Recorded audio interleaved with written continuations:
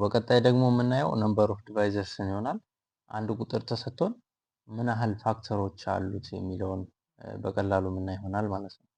ለምሳሌ 24 ተሰጥቷቸው የ24 ፋክተሮች እነማን ናቸው ወይም ደግሞ ምን ያህል ናቸው ብትባሉ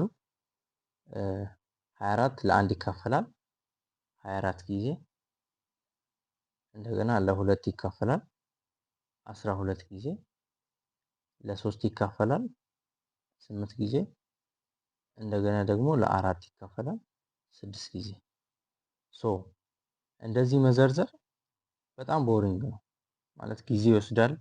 ደግሞ ቁጥሩ ትልቅ በሆነ ቁጥር ከባድ ይሆናል ማለት ነው።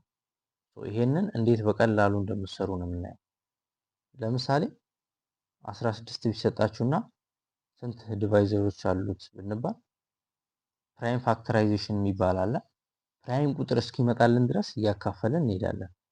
ማለትም 16ን ለሁለት ስናካፍለው 8 ይሆናል።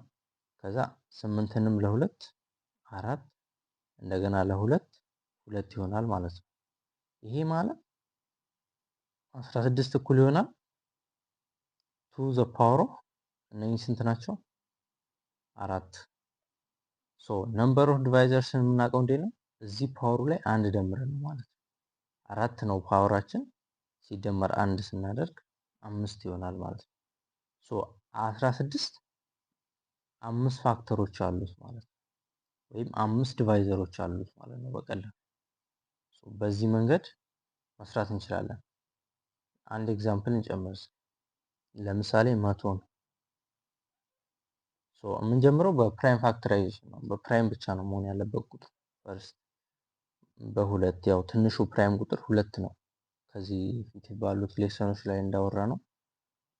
100 ለ2 50፣ 50 ለ2 25። እዚህ ጋር ግን 25 ለ2 ያለ ጋሪ አይካፈልም። ለ5 ይካፈላል ማለት ነው። ለሁለት የማይካፈል ከሆነ ለሶስት ቼክ እናድርገዋለን። ለሶስት የማይካፈልም ከዛ ለአምስት ማለት ነው። ለአምስት 5 ይመጣል። የመቶ ዲቫይዘሮች እነኚህ ናቸው። ማለትም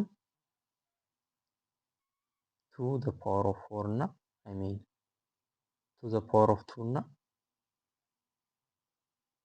5 the power of 2።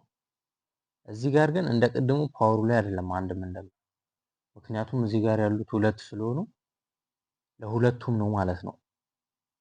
እዚህ ጋር ላለው ፓወራችን 2 ነበራ፣ አንድ እንደምርበታለን። 2 ሲደመር 1 ከዛ ሲባዛ ነው የምናደርገው። እሺ እዚህ ጋርም 2 ነበረ፣ 2 ሲደመር 1 የምናደርግ ይሆናል ማለት ነው። 3 ሲባዛ በ3 ይሆናል 9 ይሆናል ማለት ነው። 109 ዲቫይዘሮች አሉት ብለን እናስቀምጣለን። ነምበር ኦፍ ዲቫይዘርስን በቀላሉ በዚህ መንገድ መስራት ትችላላችሁ።